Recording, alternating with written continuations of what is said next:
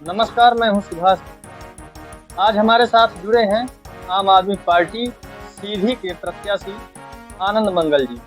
सीधी विधानसभा से जो चुनाव लड़ने जा रहे हैं, इनके द्वारा लगातार क्षेत्र में पहुंचकर सभा आयोजित की जाती है और लगातार जनसंपर्क किया जा रहा है। ऐसे में आम आदमी पार्टी अब एक सक्रिय भूमिका निभाती हुई नजर आ रही है, जहां आम आदमी पार्टी का लगातार कद बढ़ता हुआ सीधी जिले में नजर आ रहा है।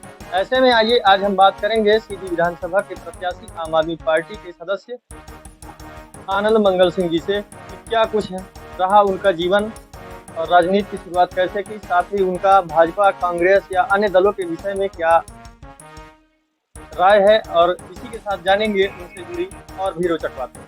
नमस्कार सर, आपका जिंद बलराम में स्वागत है। धन्यवाद सर, आप जो हैं तो अभी सीधी विधानसभा के प्रत्याशी के रूप में चुनावी मैदान में उतरे हुए हैं। इस विषय में लगातार आपके जो लगातार रैली हो रही हैं, सभाएं हो रही हैं या अन्य कुछ गतिविधियां हैं लगातार चल रही हैं, ऐसे में आपको क्या लगता है आम आदमी पार्टी इस बार सीधी विधानसभा में क्या कुछ दिखाएगी?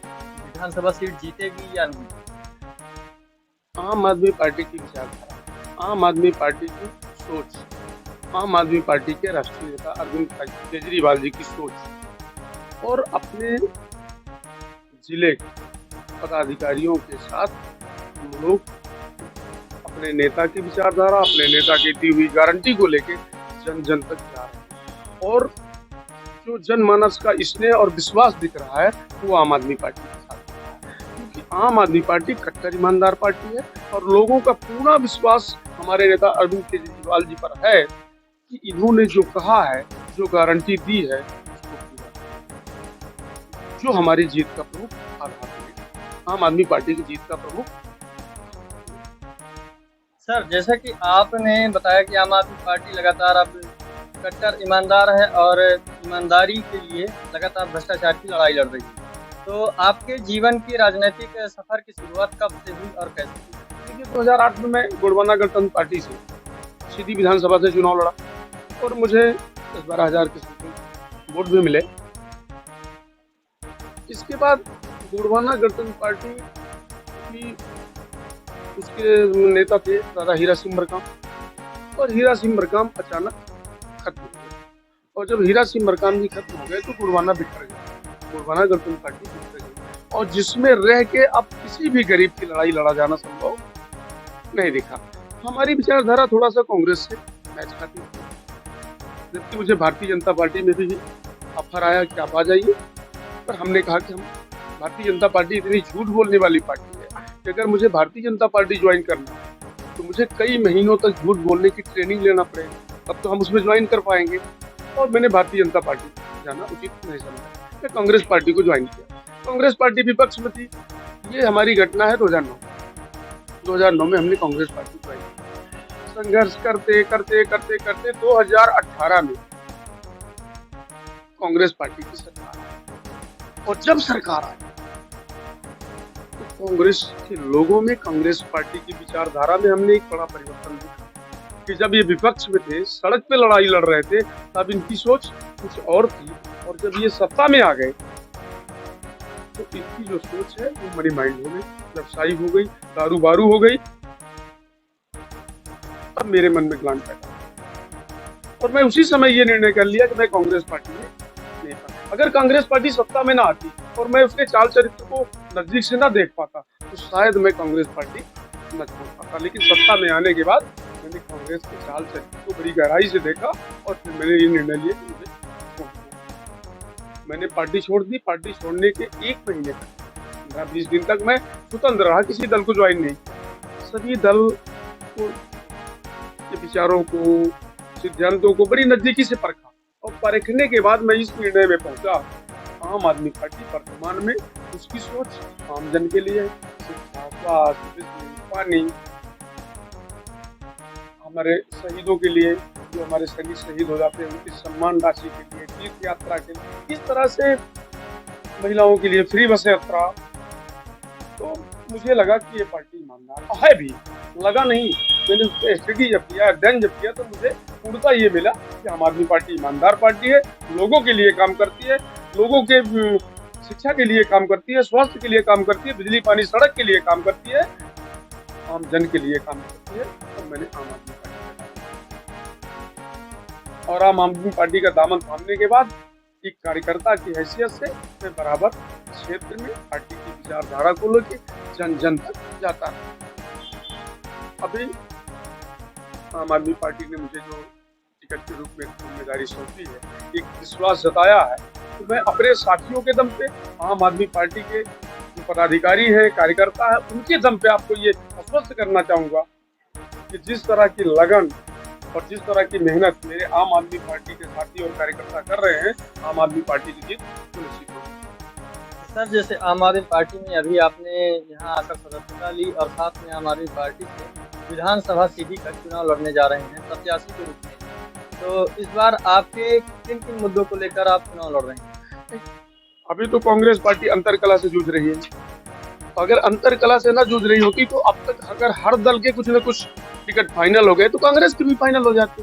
कांग्रेस अपने अंतरकला से इतना ज्यादा ग्रसित है कि उसको सत्ता की पायदान को चढ़ना इतना आसान नहीं होगा, क्योंकि जिस दिन टिकट फाइनल होगा उस दिन कांग्रेस पर विस्फोट होगा।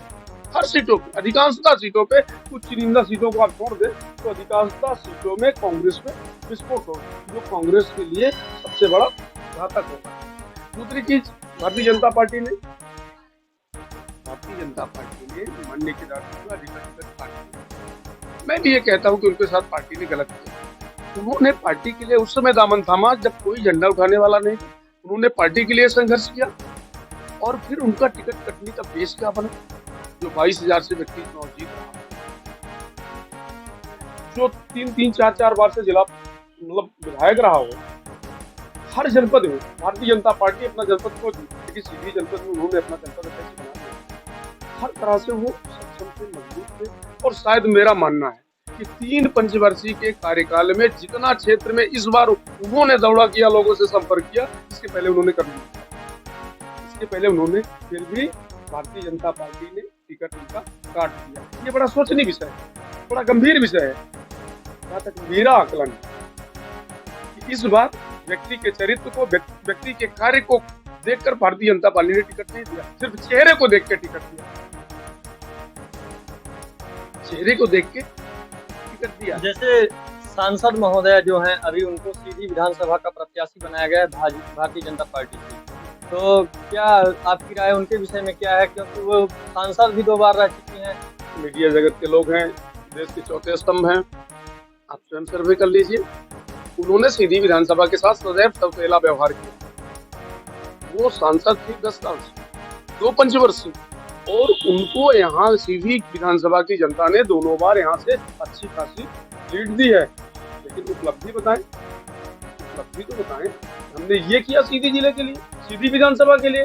उन्होंने सदैव सिंगरौली के लिए काम किया। नेतृत्व तो वो 8 विधानसभा के लिए कर रही है, पर उन्होंने काम सिर्फ सिंगरौली। उदाहरण मैं बता देता हूँ, सीधी का एयरपोर्ट आया, इससे माननीय सांसद जी सिंगरौली लेके चली। इसके पहले सीधी का एक मेडिकल कॉलेज स्वीकृत हुआ था, जिसे 1.5 साल 2 साल पहले वो सिंगरौली लेके चली गई। सीधी में हाउसिंग बोर्ड का कार्यालय था, जिसको लेके चली गई सिंगरौली। सीधी में रोजगार कार्यालय का ऑफिस था, उसे लेके चली गई सिंगरौली। सीधी में वो एक नगरीय प्रशासन विभाग हुआ करता था, उसको लेके चली गई सिंगरौली। सीधी में प्रदूषण का एक विभाग हुआ करता था, उसको लगा सिंगरौली। उनके कार्यकाल में, इन 10 साल के कार्यकाल में सांसद ललितपुर सिंगरौली रेल परियोजना में पूर्ववर्ती सरकारों ने एक नियम बनाया था, जिसकी भू अधिग्रहण होगी, जिनका जमीन बचेगी उनको या उनके परिजनों को उसको। आज वो बंद हो गया माननीय सांसद जी के सांसद रात में, और दिल्ली में, भारत में भारतीय जनता पार्टी की सरकार रहते हुए क्यों एक सांसदों को कोटा देता है। केंद्रीय विद्यालय में असहाय, अगर मेरी बातों पे यकीन न हो तो आप जाके केंद्रीय विद्यालय से सूची ले लें। उन्होंने सिर्फ अपने परिजनों को, अपने ससुराल पक्ष, मायके पक्ष वालों का करवाया है।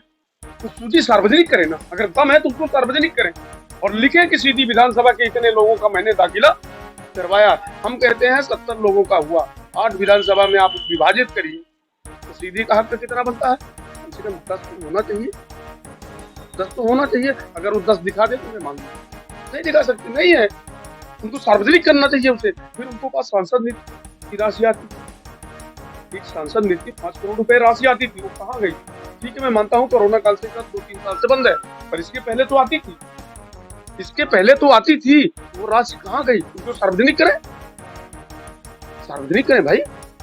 सीधी कोई चारागाह नहीं है कि कोई भी ऐरा गहरा नेता कहीं से आ जाए, नत्थू खैरा। यहाँ की जनता समझदार है, इस बार उनको आटा दाल का भाव पता चल जाएगा। सीधी की जनता ने ठान लिया है कि अब हम सीधी के व्यक्ति, हमें बनाए या ना बनाए जनता के ऊपर है, जनता जो जनाब दे देगी मैं उसे सराखों सुनूंगा, स्वीकार करूंगा, लेकिन बाहरी व्यक्ति को इस बार जनता सीधी के प्रवेश करने के मूड में नहीं है।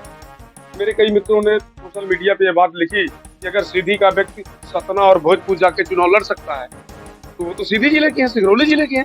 हमने कहा भैया फिर आप ये मत देखो चुनाव लड़ सकता है, चुनाव का परिणाम भी देखो, भोजपुर का परिणाम देख लो, सतना का परिणाम देख लो, और वही परिणाम सीधी में होने वाला है, वही परिणाम सीधी में होने वाला है। अगर वो बेटी है तो सिंगरौली की है, बहू सिंगरौली विधानसभा की है, अगर बहू है तो सिहावल विधानसभा की।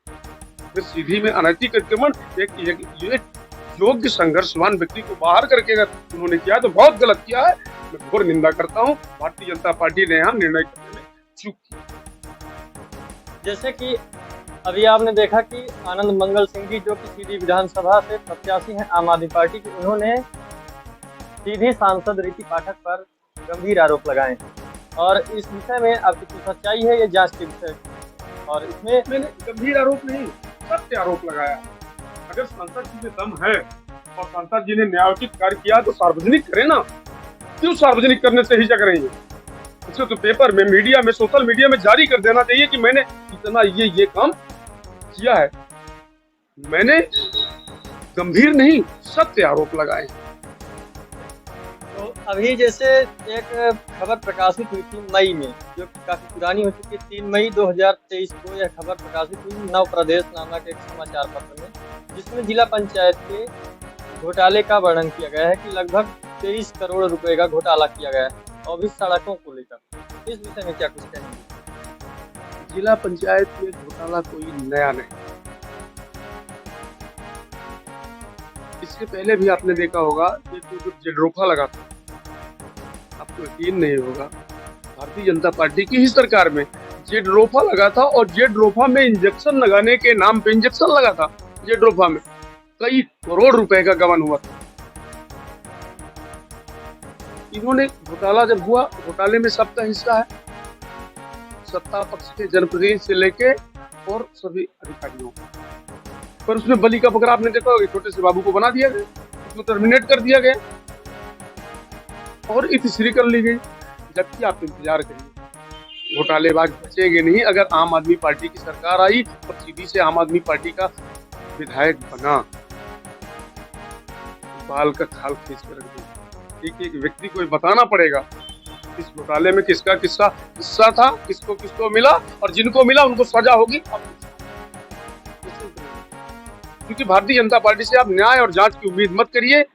ये न्याय और जांच सत्य व्यक्ति की करते हैं, सही व्यक्ति की करते हैं, जो सही काम कर रहा हो, जो अच्छी शिक्षा दे रहा हो, जो इनके काले कारनामों को सदन में उजागर कर रहा हो, उनकी जांच करते हैं, उनको जबरन जेल में भेजते हैं। बस इनका यही कृत्य है। हालांकि हिंदुस्तान की जनता भारतीय जनता पार्टी के चाल चरित्र को समझ चुकी है। आने वाले 2024 और 2023 के चुनाव में भारतीय जनता पार्टी को अंदाजा।